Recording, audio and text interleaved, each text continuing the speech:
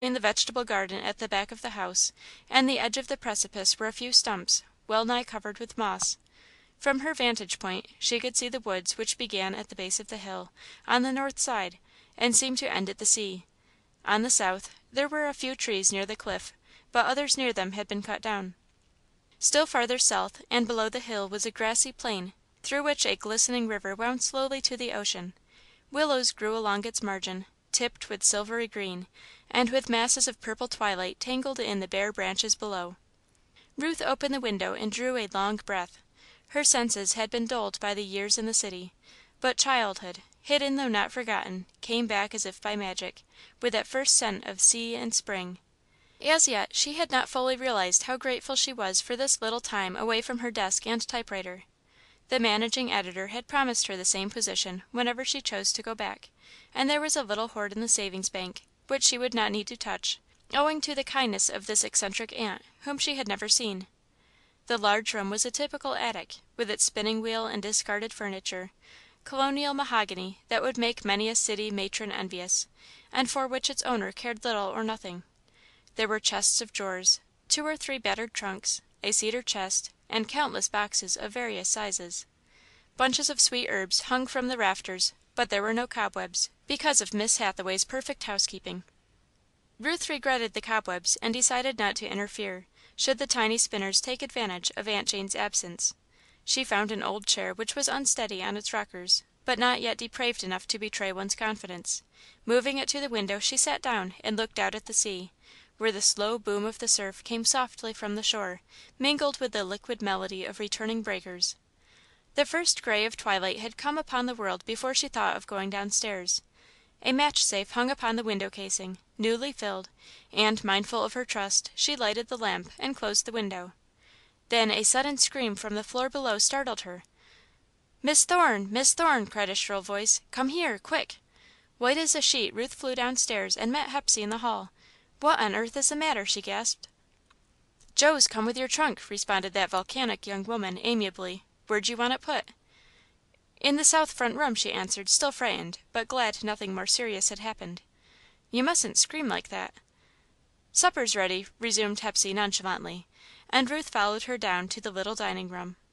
As she ate, she plied the maid with questions. "Does Miss Hathaway light that lamp in the attic every night?"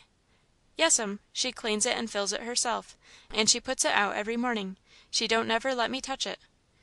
"Why does she keep it there?" "Dunno. She dunno, neither." "Why, Hepsey, what do you mean? Why does she do it if she doesn't know why she does it?" "Dunno. 'Cause she wants to, I reckon." "She's been gone a week, hasn't she?" "No'm, only 6 days. It'll be a week to morrer." Hepsey's remarks were short and jerky, as a rule, and had a certain explosive force.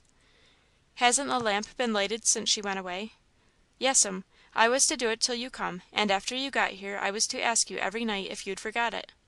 Ruth smiled because Aunt Jane's old fashioned exactness lingered in her wake. "Now see here, Hepsey," she began kindly, "I don't know and you don't know, but I'd like to have you tell me what you think about it." "I dunno, as you say, mum, but I think," here she lowered her voice, "I think it has something to do with Miss Ainslie." "Who is Miss Ainslie?" "She's a peculiar woman, Miss Ainslie is," the girl explained, smoothing her apron, "and she lives down the road a piece, in the valley, as you may say. She don't never go nowheres, Miss Ainslie don't, but folks go to see her. She's got a funny house. I've been inside of it sometimes when I've been down on errands for Miss Hathaway. She ain't got no figured wall paper, nor no lace curtains, and she ain't got no rag carpets either. Her floors is all kinder funny, and she's got heathen things spread down onto 'em. Her house is full of heathen things, and sometimes she wears 'em." "Wears what, Hepsey? The heathen things in the house?" "No'm, other heathen things she's got put away somewheres. She's got money, I guess, but she's got furniture in her parlour that's just like what Miss Hathaway's got set away in the attic. We wouldn't use them kind of things nohow," she added complacently. "Does she live all alone?" "Yes'm. Joe, he does her errands, and other folks stop in sometimes, but Miss Ainslie ain't left her front yard for I dunno how long. Some says she's cracked, but she's the best housekeeper round here, and if she hears of anybody that's sick or in trouble, she allers sends 'em things. She ain't never been up here, but Miss Hathaway, she goes down there sometimes, and she and Miss Ainslie swaps cookin' quite reg'lar.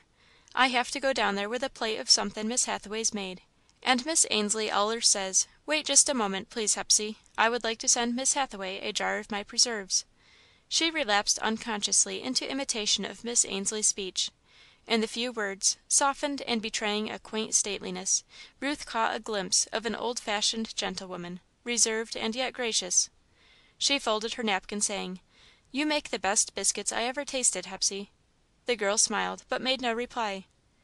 "What makes you think Miss Ainslie has anything to do with the light?" she inquired after a little. "'Cause there wasn't no light in that winder when I first come leastways, not as I know of, and after I'd been here a week or so, Miss Hathaway, she come back from there one day looking kinder strange. She didn't say much, but the next mornin' she goes down to town and buys that lamp, and she saws off them table legs herself. Every night since, that light's been a goin', and she puts it out herself every mornin' before she comes downstairs." "Perhaps she and Miss Ainslie have been talking of shipwreck, and she thought she would have a little lighthouse of her own," Miss Thorne suggested, when the silence became oppressive. "P'raps so," rejoined Hepsey. She had become stolid again. Ruth pushed her chair back and stood at the dining room window a moment, looking out into the yard. The valley was in shadow, but the last light still lingered on the hill. "What's that, Hepsey?" she asked. "What's what?" "That, where the evergreen is coming up out of the ground, in the shape of a square." "That's the Cat's grave, mum. She died just afore Miss Hathaway went away, and she planted the evergreen." "I thought something was lacking," said Ruth, half to herself. "Do you want a kitten, Miss Thorne?" inquired Hepsey, eagerly. "I reckon I can get you one Maltese or white, just as you like." "No, thank you, Hepsey. I don't believe I'll import any pets." "Jest as you say, mum. It's sorter lonesome, though, with no cat, and Miss Hathaway said she didn't want no more."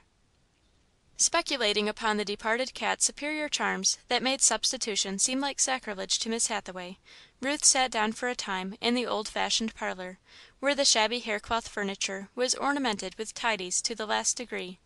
There was a marble topped centre table in the room, and a basket of wax flowers under a glass case.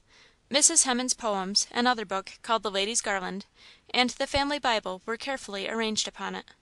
A hair wreath, also sheltered by glass, hung on the wall near another collection of wax flowers suitably framed. There were various portraits of people whom Miss Thorne did not know, though she was a near relative of their owner, and the two tall, white china vases, decorated with gilt, flanked the mantelshelf. The carpet, which was once of the speaking variety, had faded to the listening point. Coarse lace curtains hung from brass rings on wooden poles, and red cotton lambrequins were festooned at the top. Hepsey came in to light the lamp that hung by chains over the table, but Miss Thorne rose, saying, "You needn't mind, Hepsey, as I'm going upstairs." "Want me to help you unpack?" she asked, doubtless wishing for a view of city clothes. "No, thank you." "I put a pitcher of water in your room, Miss Thorne. Is there anything else you would like?" "Nothing more, thank you." She still lingered, irresolute, shifting from one foot to the other. "Miss Thorne," she began, hesitatingly. "Yes?" Be you a lady detective?" Ruth's clear laughter rang out on the evening air. "Why, no, you foolish girl. I'm a newspaper woman, and I've earned a rest, that's all. You mustn't read books with yellow covers." Hepsey withdrew, muttering vague apologies, and Ruth found her at the head of the stairs when she went up to her room. "How long have you been with Miss Hathaway?" she asked. 5 years come next June." "Good night, Hepsey." "Good night, Miss Thorne." From sheer force of habit, Ruth locked her door. Her trunk was not a large one, and it did not take her long to put her simple wardrobe into the capacious closet and the dresser drawers. As she moved the empty trunk into the closet, she remembered the box of money that she had left in the attic, and went up to get it. When she returned, she heard Hepsey's door close softly. "Silly child," she said to herself, "I might just as well ask her if she isn't a lady detective. They'll laugh about that in the office when I go back." She sat down, rocking contentedly, for it was April, and she would not have to go back until Aunt Jane came home, probably about the 1st of October. She checked off the free, health giving months on her tired fingers, that would know the blue pencil and the typewriter no more until autumn, when she would be strong again and the quivering nerves quite steady. She blessed the legacy which had fallen into Jane Hathaway's lap and led her, at 55, to join a personally conducted party to the old world. Ruth had always had a dim yearning for foreign travel, but just now she felt no latent injustice, such as often rankled in her soul when her friends went and she remained at home. Thinking she heard Hepsey in the hall, and not caring to arouse further suspicion, she put out her light and sat by the window with the shutters wide open.